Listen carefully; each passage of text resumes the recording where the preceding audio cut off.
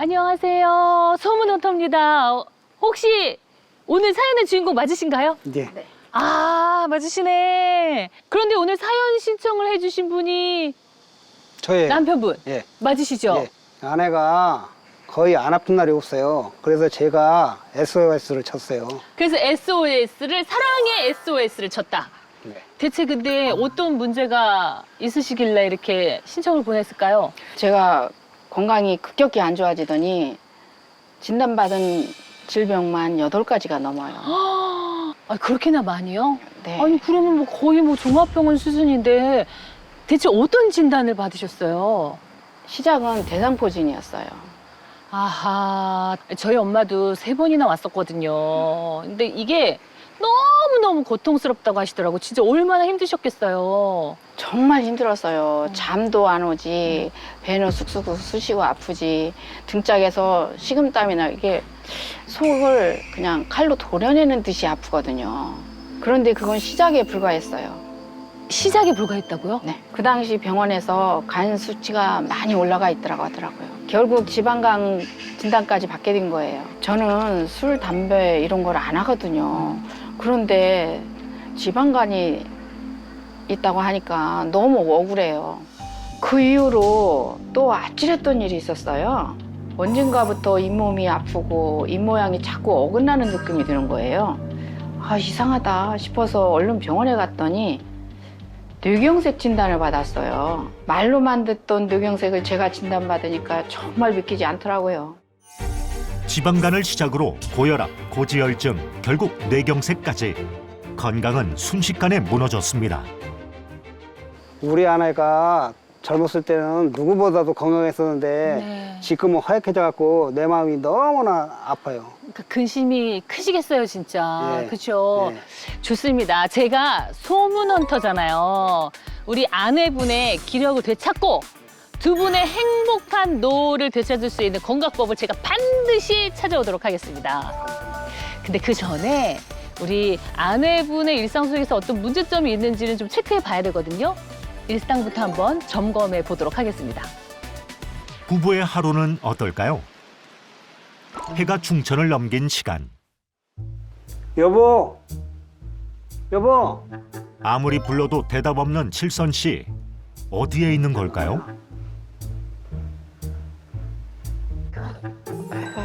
알고 보니 침대에서 일어나질 못하고 있었습니다. 또 자고 있네. 아이고, 피곤해. 자도 피곤해. 몇 시예요? 여보, 자고 있어? 지금 1시.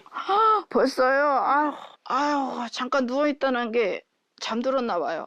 이제 일어나 그만 자고. 아, 예, 아이고, 힘들어. 오늘도 몸이 안 좋은가 보네. 급하게 일어나려고 천천히 일어나. 아이고. 겨우 몸을 일으켜 보지만 천근만근 무겁기만 한데요. 수반이 게다가 요즘에는 다리 부종까지 심해진 탓에 더 괴롭답니다. 자고 일어나면 그냥 퉁퉁 붓는지 모르겠네, 몸이. 아유, 이제 일어나자. 아유. 당신 식사 안 했죠? 괜찮겠어? 아유, 좀 드려야죠. 도와줄까? 괜찮아요. 내가 할게요. 아이고. 빈속으로 퇴근한 남편을 위해 점심 식사를 준비하는 아내.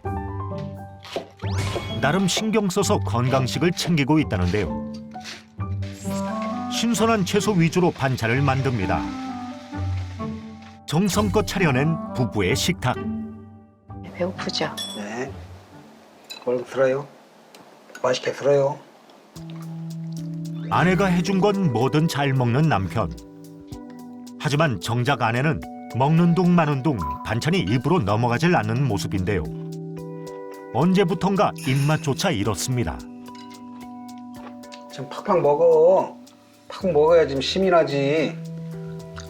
별로 맛이 없어요, 음식이. 그래도 먹어야 힘이 나지. 안 먹으면 힘나.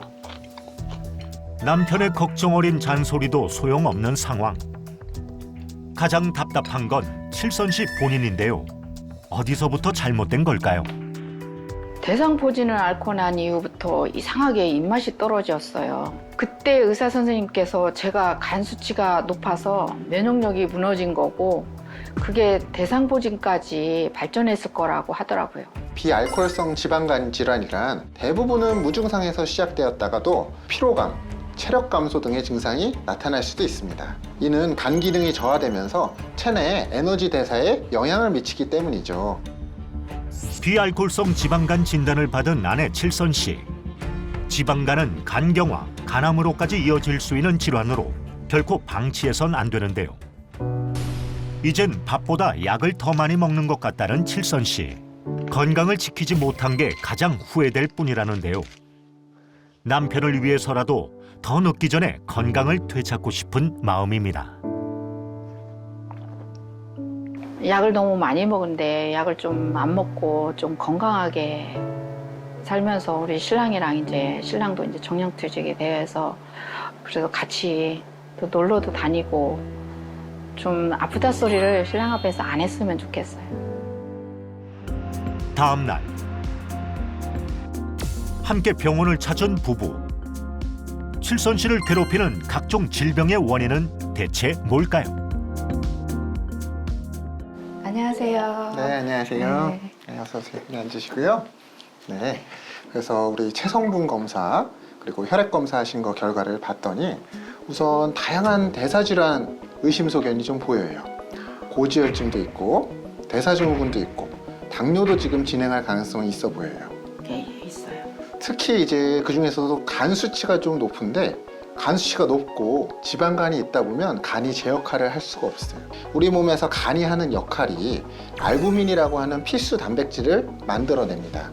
이 알부민이 체내에서 이제 부족하면 알부민 때문에 이제 면역력이 약해지고 부종이 나타날 수가 있고 비특이적인 통증이 발생할 수도 있고, 그래서 말씀하신 대상포진이나 뇌졸중 같은 질환들도 알부민이 계속 낮은 상태가 지속되다 보니까 면역력이 약해지고 그런 것들로 인해서 여러 가지 질환들이 발생했을 가능성도 있습니다. 알부민 수치가 얼마나 낮아진 건가요? 우리 몸의 정상 알부민 수치는 3.5가 정상인데 이번에 검사하신 걸 봤더니 3.0, 정상보다 낮은 저알부민 혈증으로 나타났어요. 그래서 체내 알부민이 부족한 칠선 씨. 또한 간 수치와 총 콜레스테롤, 중성지방, 공복혈당은 기준치를 넘었습니다. 네, 간 건강이 악화되면서 그야말로 질병 도미노를 겪고 계신 우리 장칠선 씨를 만나 뵙고 왔는데요. 대체 왜? 장칠선 씨의 건강은 와르르르 무너지게 된 걸까? 자, 알아보기 위해서 우리 내과 전문의 김재현 원장님을 찾아왔습니다. 안녕하십니까? 안녕하세요. 반갑습니다. 선생님, 제가요, 선생님들 들으시면 깜짝 놀라실 거예요. 장칠선 씨를 만나봤는데 진단받은 질병만 무려 8가지. 오. 8가지. 그러다 보니까 건강관리를 하려고 해도 하기가 쉽지 않은 상황. 이게 제일 큰 문제더라고요. 실제로 저희 병원을 찾아오는 환자분들 중에서도 장칠선 씨처럼 60대 이후에 급격히 건강이 악화되면서 병원 집만 오가며 생활하는 분들이 있습니다. 사실 나이가 들면 노화가 찾아오고 병에 취약해지는 건 어쩔 수 없는 현상이죠. 그런데 누군가는 이걸 잘 극복해서 건강한 노년을 맞고 또 누군가는 병상에 누운 채로 생을 마감하는 분들이 있다는 건데요. 그 차이가 뭔지 아세요? 그 차이가 뭘까? 가만 있어보자. 마음가짐? 아니에요. 아니면 뭐 타고난 뭐 체력, 건강? 뭐 이런 거. 아, 뭐예요 대체? 바로 생명 유지의 필수적인 성분, 알부민입니다. 알부민? 가만있어 봐. 거기서 들어봤는데? 근데 이 알부민은 우리 몸의 간에서 생성되는 물질입니다. 왜 혈액 검사하면 빠지지 않는 항목 중에 하나도 이 알부민 수치인데요. 이 알부민 수치가 왜 중요하냐? 알부민은 혈액 속 단백질의 대부분을 차지합니다. 이 혈액 속의 다양한 영양소, 호르몬, 지방산, 그리고 몸이 아플 때 먹는 약물까지 전신으로 운반하는 이른바 생명 배달부라고 할 수 있는 겁니다. 아하, 그러니까 알부민이 우리 몸속에 충분해야 이 혈관을 통해서 여기저기 좋은 영양소들이 쫙 옮겨 다닌다. 이 말씀이신 거죠? 그렇죠. 쉽게 말해서 이 눈에 필요한 영양소는 눈으로 가야 하고 간에 필요한 영양소는 간으로 잘 도착을 해야 하는 거죠. 이때 알부민이 적재적소에 필요한 곳으로 갈 수 있도록 배달부 역할을 해주는 거죠. 세상에나. 그러면은 장칠선 씨가 그냥 백날 약을 드시고 좋은 걸 챙겨 먹는다고 해도 결국엔 알부민이 부족하면 그냥 말짱 도루묵이다. 그러니까 소용이 없다라는 겁니까? 맞습니다. 한마디로 이 알부민 수치는 우리의 간 건강을 비롯해서 면역 기능, 영양 상태, 체내 균형 등을 종합적으로 보여주는 전신 건강 지표인 셈인데요. 아까 알부민 수액 말씀하셨잖아요. 실제로 1분 1초 촌각을 다투는 응급환자나 중환자의 경우 가장 중요한 게 바로 골든타임입니다. 이 골든타임을 잡느냐, 놓치느냐에 따라서 그 예후가 180도 달라지게 되는데요. 이때 의료진이 혈청 알부민 수치를 빠르게 높여야 한다고 판단될 때 바로 알부민 수액 주사가 투여됩니다. 생명과 직결될 수 있는 의학적 조치인 셈인 거죠. 생명과도 직결이 된다고요? 네. 이유가 뭐냐면요. 이 대량 출혈로 인해서 혈액량이 급격하게 감소했을 때 알부민이 제때 투여가 되지 않으면 혈압이 떨어져서 쇼크로 사망 위험이 올라갈 수 있기 때문이고요. 심한 영양실조라든가 간 기능이 저하된 상태 등의 환자들은 알부민이 필요하기 때문입니다. 실제 중환자실에 입원한 환자가 저알부민 혈증을 겪고 있을 때 그렇지 않은 환자에 비해서 사망률은 약 2배 이상 높은 것으로 나타나기도 했습니다. 뿐만 아니라 알부민 수치가 낮을수록 치료 효과가 저조하며 입원 기간이 길어진다는 연구 결과도 있습니다.